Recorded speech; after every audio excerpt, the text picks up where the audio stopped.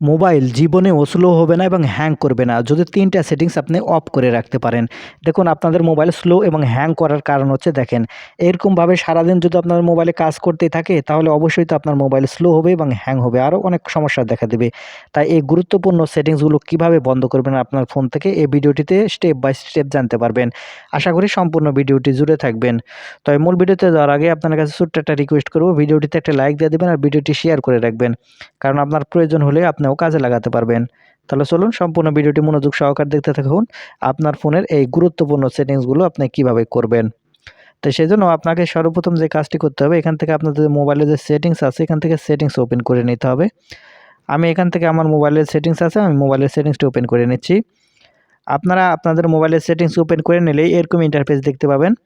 এখন এখান থেকে আপনারা যে কাজটি করবেন, এখান থেকে স্ক্রল করে একটু নিচের দিকে চলে আসবেন।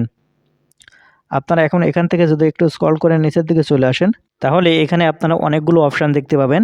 এর মধ্যে থেকে আপনি যে কাজটি করবেন, এই লোকেশানটি খুঁজে বের করবেন। তারপরে এখান থেকে লোকেশান খুঁজে বের করার পরে এখান থেকে আপনারা লোকেশানের উপর ক্লিক করবেন। লোকেশানের উপর ক্লিক করলে এরকম ইন্টারফেসে নিয়ে আসবে। একটু স্ক্রল করে আপনি যদি নিচে আসেন তাহলে এখানে আপনারা দেখতে পাবেন ওয়াইফাই অ্যান্ড ব্লুটুথ স্ক্যানিং। আপনি এখন এখান থেকে ওয়াইফাই অ্যান্ড ব্লুটুথ স্ক্যানিং এই অপশানের উপর ক্লিক করবেন। ক্লিক করলে প্রথমে দেখতে পাবেন ওয়াইফাই স্ক্যানিং।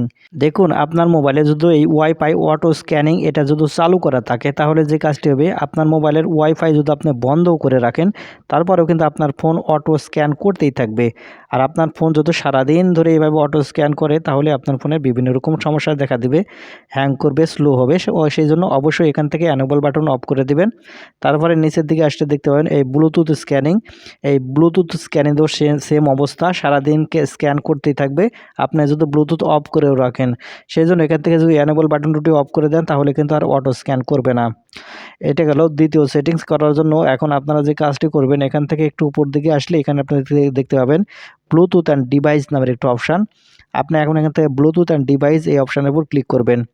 ক্লিক করলে একটু নিচের দিকে আসলে এখানে আপনারা দেখতে পাবেন প্রিন্টিং নামের একটি অপশান। আপনি এখন এখান থেকে প্রিন্টিং এই অপশানের উপর ক্লিক করবেন। এখানে দেখতে পাচ্ছেন ডিফল্ট প্রিন্টিং সার্ভিস। এই ডিফল্ট প্রিন্টিং সার্ভিস অপশানে ক্লিক করলে এখানে আপনারা দেখতে পাবেন যে আপনার মোবাইল সারাদিন ধরে এইভাবে অন্য ডিভাইস খুঁজে প্রিন্টিং করার জন্য দেখতে পাচ্ছেন এইভাবে রানিং হতেই থাকে।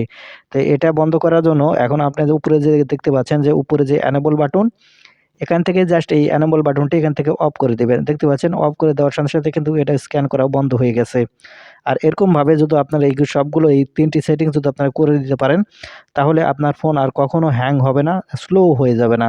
তো বন্ধুরা এই ছিল আজকের ভিডিওটি থেকে কিছু শিখে থাকলে আমাদের চ্যানেলটিকে সাবস্ক্রাইব করে সাথেই থাকবেন। ধন্যবাদ ভিডিওটি দেখার জন্য।